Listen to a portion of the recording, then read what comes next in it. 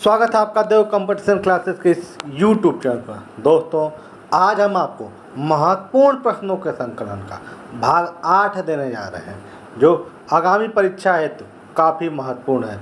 यदि आपको यह वीडियो पसंद आए तो लाइक, शेयर, कमेंट अवश्य करें। जो लोग हमारे चैनल पर नए हैं, कृपया इस चैनल को सब्सक्राइब अवश्य कर लें, ताकि आने वाले वीडियो का नोटिफिकेशन आपको मिलता रहे। और इस वीडियो को अपने स्टडी ग्रुप फेसबुक, व्हाट्सएप पर शेयर अवश्य करें तथा दोस्तों और रिश्तेदारों को इस चैनल को सब्सक्राइब करने के लिए अवश्य कहें। तो देर न करते हुए शुरू करते हैं आज का प्रश्नोत्तर। पहला प्रश्न है, सिडबी का पूर्ण रूप क्या है? तो सिडबी का पूर्ण रूप small industries development bank of India है। Option number A. सिडबी की स्थापना 1990 में तथा इसका मुख्यालय लखनऊ में है। यह लघु उद्योगों को बढ़ावा देने हेतु सहयोग करता है। अगला प्रश्न है, प्राचीन शहर हम्पी किस साम्राज्य की राजधानी थी? तो हम्पी विजयनगर साम्राज्य की राजधानी थी। ऑप्शन नंबर ए। और हम्पी वर्तमान में कर्नाटक में स्थित है और अमरावती नदी के तट पर है। अगला प्रश्न है, गौतमीपुत्र सातकर्णी दूसरी शताब्दी ईस्वी में किस साम्राज्य के महानतम शासक थे? तो गौतमीपुत्र सातकर्णी सातवाहन वंश के महानतम शासक थे। Option number B. और सातवाहन वंश के संस्थापक सिमुक तथा सातवाहन वंश का अंतिम शासक पुलुमावी तृतीय थे। अगला प्रश्न है, गर्भावस्था, प्रसव और प्रसवोत्तर अवधि पर संकेंद्रित अध्ययन का क्षेत्र प्रसूति विज्ञान कहलाता है। Option number A. तथा प्रसूति सहायता संबंधित प्रावधान भारतीय संविधान अनुच्छेद 42 में दिया गया है तथा मातृत्व लाभ अधिनियम 1961 में आया। अगला प्रश्न है, निम्नलिखित में से कौन सी आंध्र भूमि केरल में स्थित है? तो सर्वाधिक आंध्र भूमि गुजरात राज्य में स्थित है। लेकिन यदि पूछे भारत में सर्वाधिक रामसर स्थल किस राज्य में है, तो आपका उत्तर गुजरात न होकर के तमिलनाडु होगा और दूसरे स्थान पे उत्तर प्रदेश है। आंध्र भूमि गुजरात में सर्वाधिक है, रामसर स्थल तमिलनाडु में ज़्यादा है। भारत में कुल रामसर स्थलों की संख्या 75 है। तो आंध्र भूमि केरल में स्थित है, सत्तमकोट्टा झील। तो ऑप्शन नंबर सी। और होकेरा आंध्र भूमि जो है जम्मू कश्मीर में स्थित है। सैंडी पक्षी अभयारण्य जो आंध्र भूमि है, यह उत्तर प्रदेश में स्थित है तथा नंदूर मदमहेश्वर यह महाराष्ट्र में स्थित है। तो ऑप्शन नंबर आपका सी, केरल में स्थित है। अगला प्रश्न है,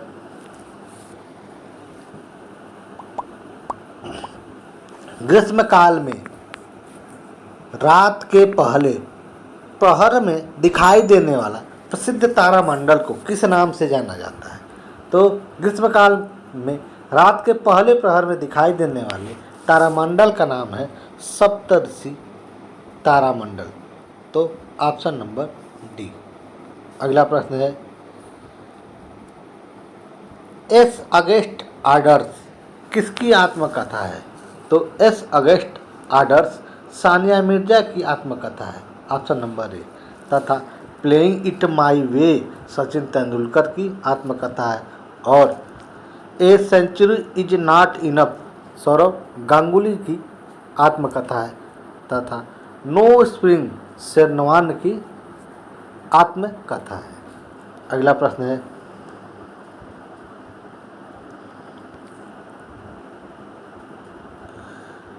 भारत सरकार ने मौजूदा सामान्य बिक्री कर को भारतीय कराधान प्रणाली में बदलने के लिए किस वर्ष मूल्य वर्धित कर अर्थात वैट को अप्रत्यक्ष कर के रूप में लागू किया था?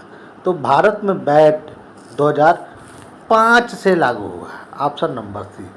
और वैट लागू करने वाला पहला राज्य आपका है हरियाणा, तथा वैट वैल्यू एडेड टैक्स लागू करने वाला अंतिम राज्य पूछे तो आपका उत्तर होगा उत्तर प्रदेश। उत्तर प्रदेश ने 2008 में वैट को लागू किया था।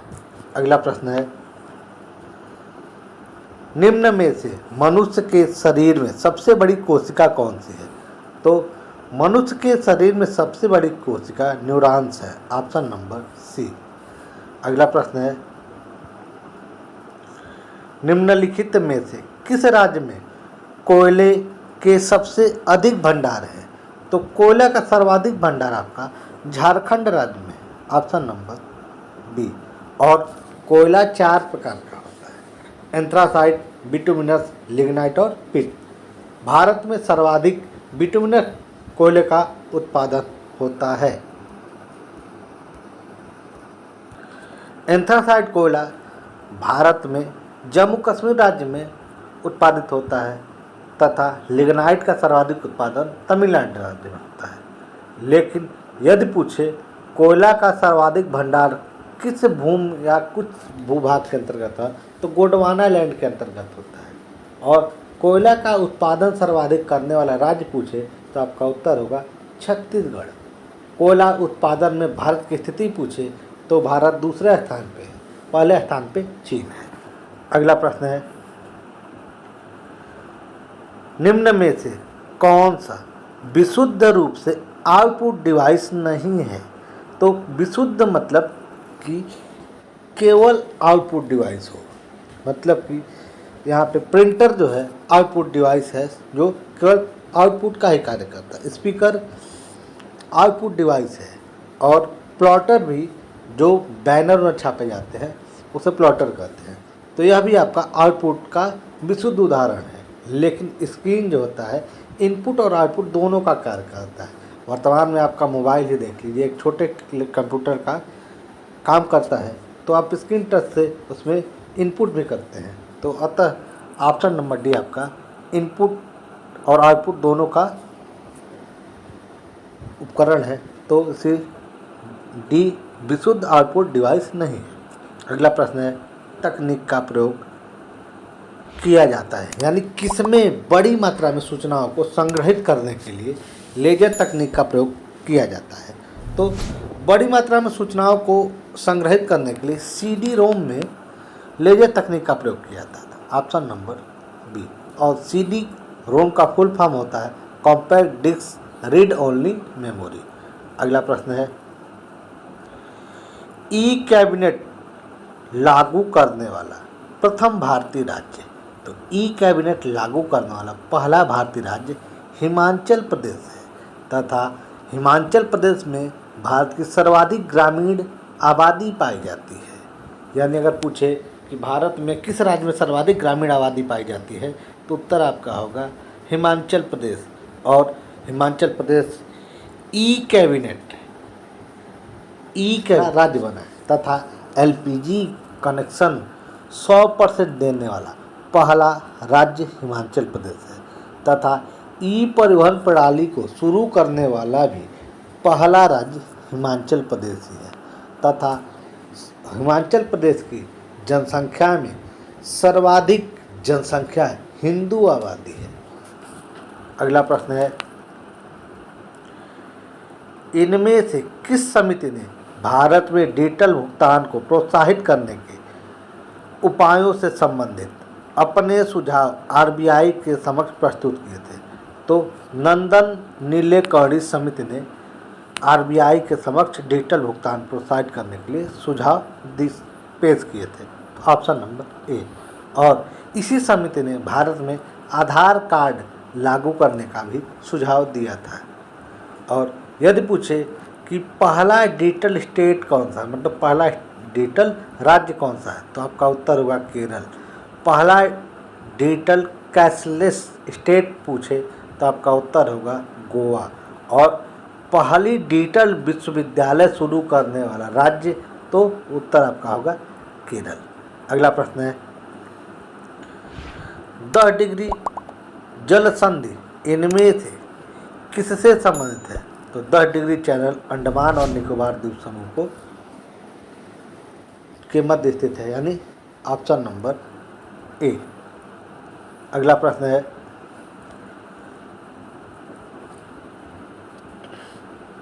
निम्न में से किस तिथि को राष्ट्रीय पंचायती राज दिवस मनाया जाता है?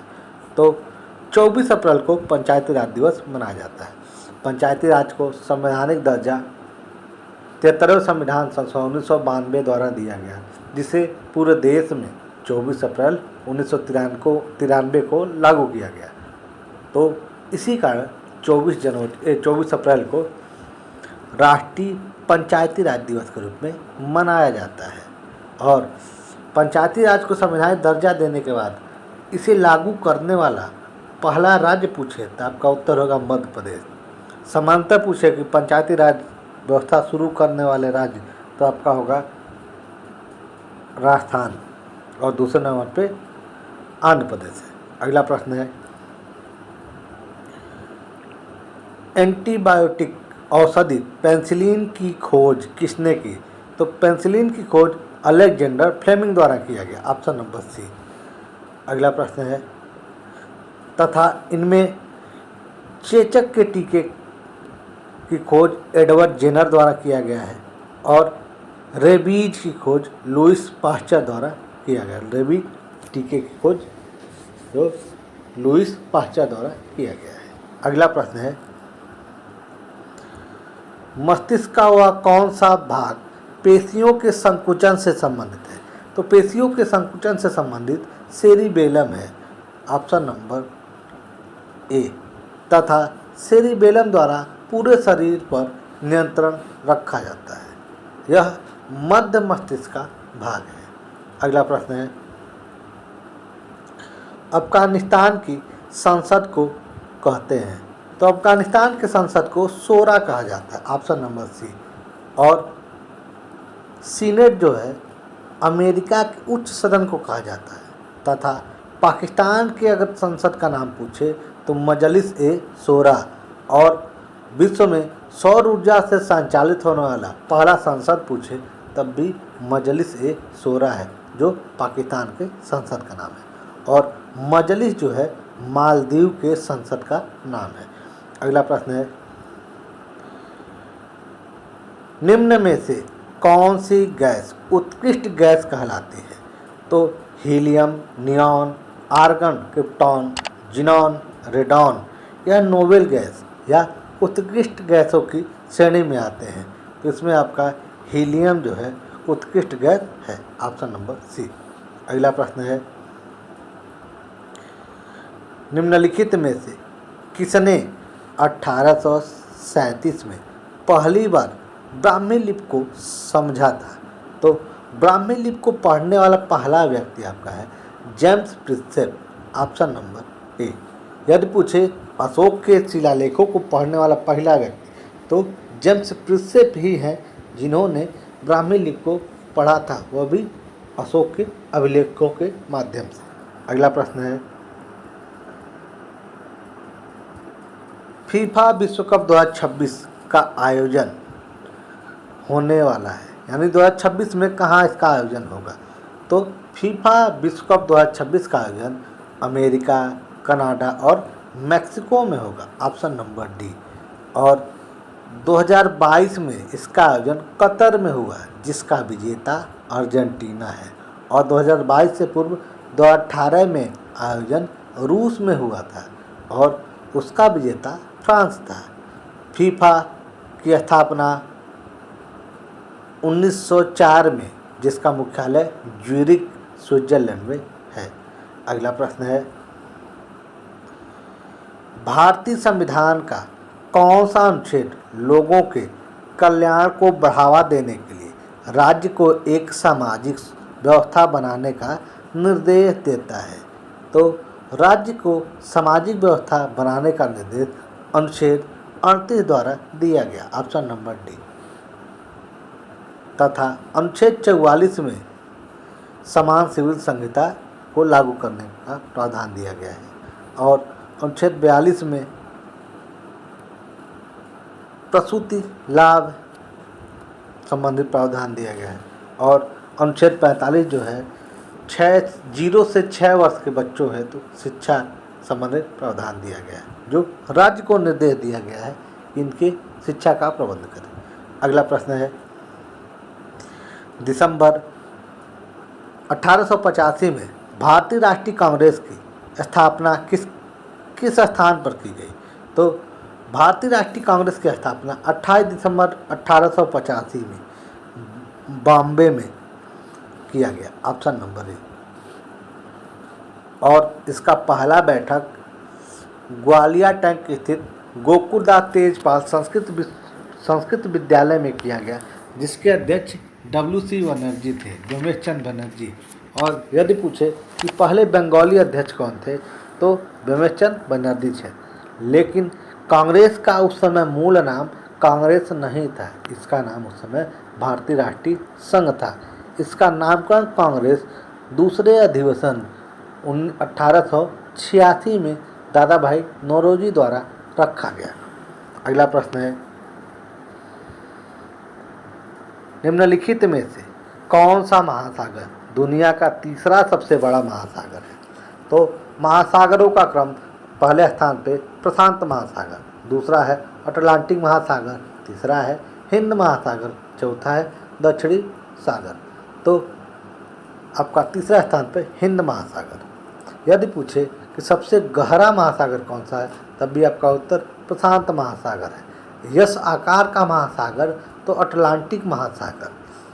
और किस महासागर में सारगैसो नामक घास पाई जाती है?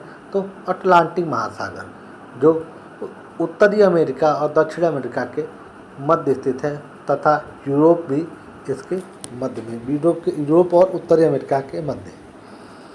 अगला प्रश्न है, वायुमंडल में यानी पृथ्वी के वायुमंडल में अनुमानित रूप से कितने प्रतिशत आर्गन है? तो आर्गन का जो प्रतिशत होता है 0.93 होता है, यानी लगभग 1%, ऑप्शन नंबर ए। यदि पूछे नाइट्रोजन की मात्रा तो लगभग 78%, ऑक्सीजन लगभग 21%, कार्बन डाइऑक्साइड 0.03%, हाइड्रोजन 0.001% और नियॉन लगभग 0.0018% होता है। अगला प्रश्न है, निम्नलिखित कथनों में से कौन सा सही है? तो ऑप्शन नंबर ए, राज्यसभा में 12 सदस्यों का मनोनयन राष्ट्रपति द्वारा किया जाता है, आपका ए सही है। और यह मनोनयन संबंधी प्रावधान आयरलैंड के संविधान से लिया गया है। इसका उल्लेख संविधान अनुच्छेद 80(3) में दिया गया है। और मनोनयन हेतु कला, विज्ञान, साहित्य और खेल इत्यादि क्षेत्र शामिल हैं, लेकिन इसमें अर्थशास्त्र क्षेत्र शामिल नहीं है। अगला प्रश्न है, रऊफ और हिकत के नृत्य के रूप में जाने जाते हैं, यानी यह किस राज्य के नृत्य के रूप में जाने जाते हैं? तो रऊफ और हिकत जो है जम्मू कश्मीर का लोक नृत्य है, ऑप्शन नंबर बी। अगला प्रश्न है, भारत में राष्ट्रीय उपभोक्ता दिवस कब मनाया जाता है? तो भारत में राष्ट्रीय उपभोक्ता दिवस 24 दिसंबर को मनाया जाता है, ऑप्शन नंबर सी। और विश्व में अगर पूछे कि विश्व उपभोक्ता दिवस कब मनाया जाता है, तो 15 मार्च को विश्व उपभोक्ता दिवस मनाया जाता है। अगला प्रश्न है, भारतीय संविधान के निम्नलिखित में से किस अनुच्छेद में यह वर्णित है कि संसद के पास संघ सूची में शामिल किसी भी मामले से संबंध में कानून बनाने की विशेष शक्तियां हैं? तो अनुच्छेद 246 के तहत संघ सूची में के संदर्भ में कानून बनाने का अधिकार केंद्र सरकार के पास है, ऑप्शन नंबर ए। और इन सूचियों का उल्लेख 7वीं अनुसूची में दिया गया है, जिसके अंतर्गत 3 सूचियां हैं, संघ राज्य समवर्ती सूची, और जिसमें संघ सूची में वर्तमान में 100 विषय, राज्य सूची में 61 विषय तथा समवर्ती सूची में 52 विषय शामिल हैं। अगला प्रश्न है,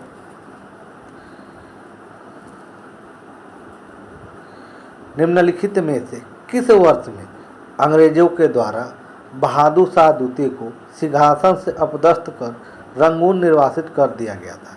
तो 1857 क्रांति के दौरान बहादुर शाह जफर द्वारा दिल्ली का नेतृत्व किया गया, जिसके फलस्वरूप इन्हें रंगून निर्वासित कर दिया गया। Option number D. और जहां पर इनकी मृत्यु 1862 में हो गई। यदि पूछे 1857 में की क्रांति के दौरान दिल्ली का नेतृत्व करता, तो दिल्ली के नेतृत्वकर्ता आपके बहादुर शाह जफर जी थे, लेकिन यदि मुख्य नेतृत्वकर्ता पूछे तो इनके सेनापति बख्त खां द्वारा नेतृत्व किया गया था। अगला प्रश्न है,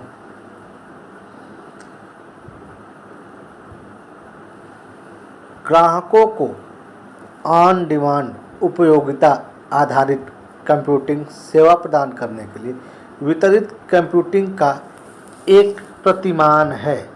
तो क्लाउडिंग कंप्यूटिंग ग्राहकों को ऑन डिमांड प्रतियोगिता आधारित कंप्यूटिंग सेवा प्रदान करने के लिए वितरित कंप्यूटिंग का एक प्रतिमान है। तो ऑप्शन नंबर सी। अगला प्रश्न है, क्यूआर कोड द्वारा कितने बिट्स स्टोर कर सकते हैं? तो क्यूआर कोड द्वारा 23,648 बिट्स तथा 4296 अक्षर स्टोर किए जा सकते हैं। तो अप्रोक्स में ऑप्शन नंबर सी आपका सही होगा। अगला प्रश्न है, क्यूआर कोड का पूर्ण रूप है। तो क्यूआर कोड का पूर्ण रूप है quick response code. Option number ए। यदि आपको यह वीडियो पसंद आए तो लाइक शेयर कमेंट अवश्य करें। जो लोग हमारे चैनल पर नए हैं कृपया इस चैनल को सब्सक्राइब अवश्य कर लें, ताकि आने वाले वीडियो का नोटिफिकेशन आपको मिलता रहे। और इस वीडियो को अपने स्टडी ग्रुप फेसबुक व्हाट्सएप पर शेयर अवश्य करें, और दोस्तों और रिश्तेदारों को इस चैनल को सब्सक्राइब करने के लिए अवश्य कहें। यह चैनल अभी नया है, आप लोगों के सपोर्ट की ज़रूरत है। वीडियो पूरा देखने के लिए धन्यवाद।